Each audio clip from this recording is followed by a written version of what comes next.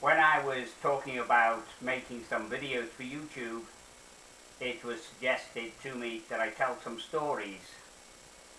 I initially threw off the idea because I didn't want to read anybody's stories, and the only ones I remembered were really short.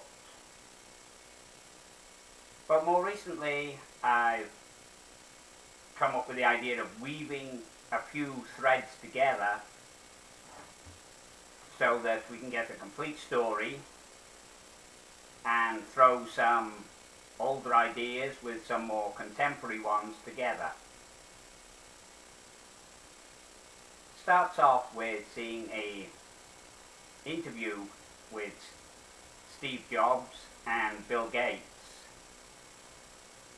and in which the question was posed, what can a person do today in order to make a lot of money?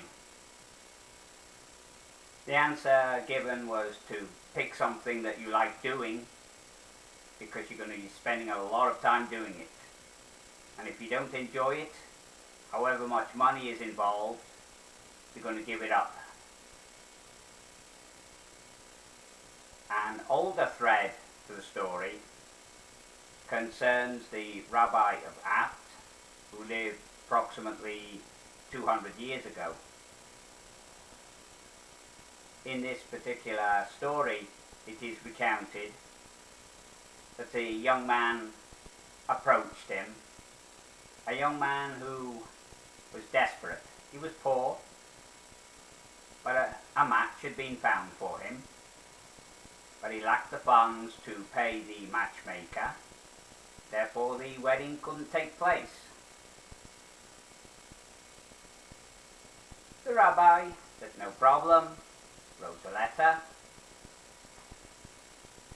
because there was a rich man in the area, and the letter said, please give this young man from my account, and specified the number of rubles. Overjoyed, the young man went off, took the letter to the rich man, but before meeting him he had to go through the usual array of gatekeepers, secretaries, etc., etc. The man read the letter, looked at the young man and said, the rabbi doesn't have an account with me, but you know what, young man? If you do manage to get married, I'll probably give you a nice gift for your wedding. And with that sent him on his way. He was rather dejected, went back to the rabbi, who then wrote another letter.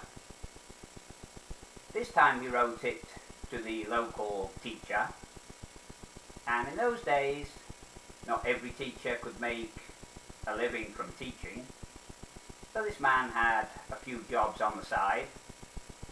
He'd collect rags, sell them to the local paper mill, gather firewood, sell it to the householders, etc., etc. Well, as he went on his way each time, he was able to collect a kopeck here, a kopeck there, and after a few weeks, he gathered up enough money for this young man and presented it to him. Well, of course, the young man was overjoyed.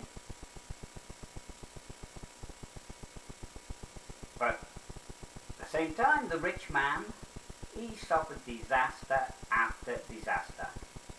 His crops were destroyed, his animals took ill and died. All the contacts that he had for his factories, they cancelled their orders. He just did not know what to do.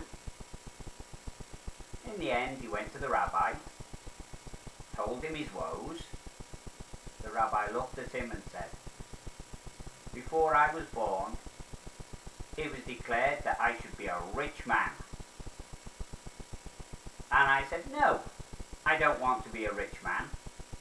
I want to be a Torah scholar. Please give the money to someone else, and whenever I need it, I'll ask for some on my account. Well, the rich man didn't know what to say to that.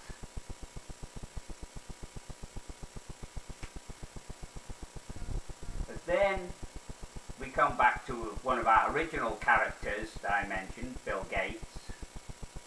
Bill Gates and Warren Buffett are now encouraging people to follow their example of giving away half of their fortune before they die. Warren Buffett was asked concerning this if he wasn't concerned for his children. He said, I want to leave my children enough money so that they will be able to do something, but not so much that they will do nothing.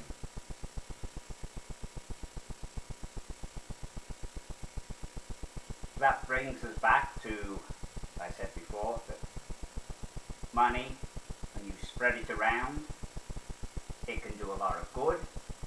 Keep it up in one place, and it can stink.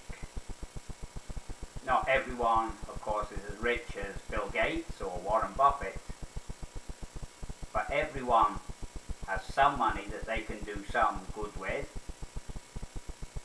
And it's always worth considering, whatever your thoughts on where money might come from,